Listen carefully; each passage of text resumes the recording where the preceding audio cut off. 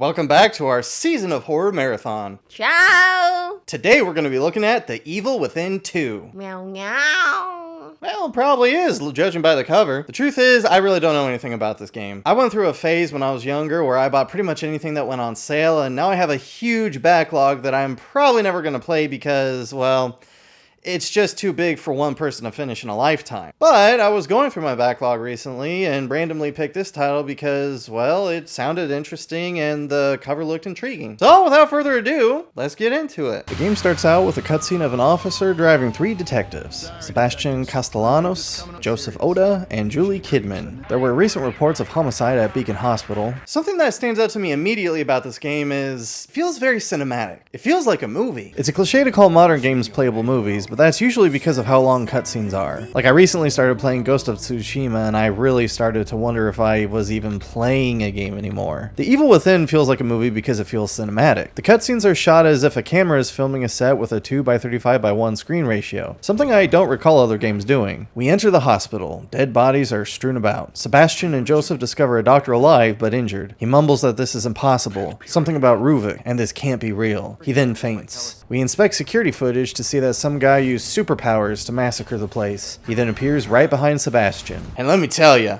things are about to get crazy. You think you've seen games go from 0 to 10 before? Buddy, you ain't seen nothing yet. We wake up in what I can only describe as a human slaughterhouse. We manage to get a knife and sneak around the one who probably hung us there, limping with an injured leg. Unfortunately, Sebastian activates an alarm. The butcher revs up his chainsaw and is a race for survival. He activates a trap of gore. Spinning blades start closing in on us as we run through the room, slicing up already dead victims on the ground. We escape underground through what turns out to be a trash chute with more blades. It's a game of dodging side to side. We land in a giant pool of blood and meat, splashing blood into the camera. The butcher catches up to us as we hobble through the halls. Desperately, we scramble for the elevator, limping and tripping and falling as we go, death approaching quickly from behind. Just in the nick of time, we make it, and introductory credits play. Meow meow. Oh, and we're just getting started. We run toward the exit of the hospital and the ground starts shaking. Once we get outside, we see the whole city is starting to fall apart. A police officer picks us up in the ambulance and the ground around us begins to crumble. Jesus!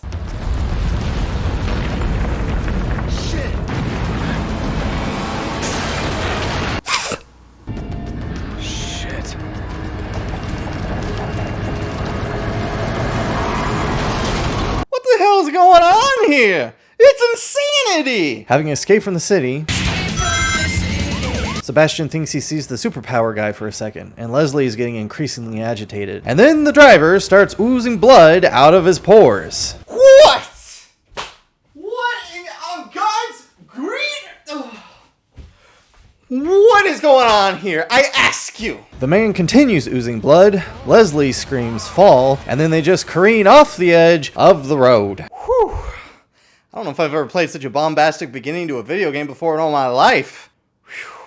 We're gonna have to switch modes to help me calm down a little bit. I think it's time we talked about the gameplay of this video game. The Evil Within is not the game I thought it was going to be. The very beginning of the game has you hiding in lockers and sneaking around the butcher without a weapon. This gave me the impression that this was going to be a lot like Outlast, but that's not the case. It feels like a mix between stealth, horror, and a third-person shooter. There are weapons, but the ammo can be scarce. You have to be careful. The enemies are humans who have had happen to them whatever happened to your driver. The main mechanic is sneaking up behind them undetected and then hitting A when you're close, initiating a one-hit kill. Not only does this conserve ammo, it also prevents alerting the rest of the enemies in the area. Don't ask me what the enemies are or why they're aggressive. I really couldn't figure it out from the beginning of the game. The world feels like it's turned into something nonsensical. Speaking of, every time you hear Claire de Lune playing, you know there's a mirror nearby. You focus on mirrors to make them crack, and that teleports you to a psych ward where a nurse seems oblivious to what's happening out in the world. This is your safe zone. It's where you save your game. It's also where you upgrade your character. Killing enemies sometimes gets you bottles of green gel, and you use green gel to upgrade weapons, stock, and abilities. Abilities just mean things like your health bar and sprint bar. You have a very limited sprint in this game. I actually never upgraded it because I feel like I didn't need it. My favorite thing to upgrade was the critical shot chance of my revolver. The revolver is weak, but it's the easiest ammunition to find, and a critical hit means a one-hit kill for the majority of enemies. This allows me to save the ammunition of my other more powerful weapons, like the shotgun, for bigger and badder enemies. Speaking of the enemies, although not an actual explanation information, it is shown how they become the way they are. There's a house with a note from a man saying that every time the light of the lighthouse shines across him, it takes something away from him, but after it happens, he can't remember what it was that he lost. Then while passing a house, we see this in action. A disturbed man says he can't go on, and as the light touches him, blood chains or vines wrap themselves around him and turn him into whatever these things are.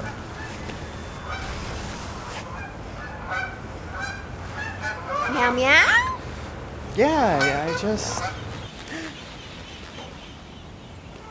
Yeah, let's just keep going, okay? Let's just keep going. Another aspect that reminds me of another game is burning bodies. This honestly doesn't matter for probably the first half of the game, but when you kill an enemy, you can use a match to burn their body. I thought this would be like in the first Resident Evil, where killing an enemy only temporarily put them down and they come back stronger after, but that's usually not the case. Eventually you come across enemies that already appear to be dead and then you can burn them before they wake up or get up, but most of the time if you kill an enemy with a gun or your knife, they stay dead. It's interesting that the enemies here are hostile, but in an organized way. They're not zombies mindlessly searching for brains, they seem to have some level of sentience and are only hostile to humans who haven't become like them yet. And everyone seems to be in a battle against becoming like them. Sebastian eventually meets back up with Joseph, and Joseph has multiple close calls of becoming like the other people claimed by the lighthouse. Even as he gets on edge and starts to visually change, he's eventually able to reverse the effect somehow. The rest of the game honestly plays like a fever dream. You're constantly being fed new information, but I'm not able to piece together exactly what's going on, no matter how far I get. It's just a constant cycle of chasing after Leslie, running into the mysterious superpower guy, the mysterious superpower guy altering reality itself Inception style, getting put into impossible situations that end up not having the consequences you think they would. Truly, the whole thing is enough to make you feel like you're going crazy. Meow. Huh? Meow meow. Yeah, it just doesn't make sense. Meow meow meow. You know, the Stay focused. plot. Won't seem real. It just Can't get away! doesn't Stop it! make sense. Last chance. I can't go on.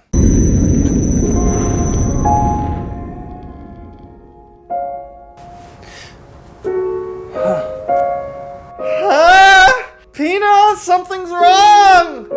Oh, it doesn't make sense! I can't go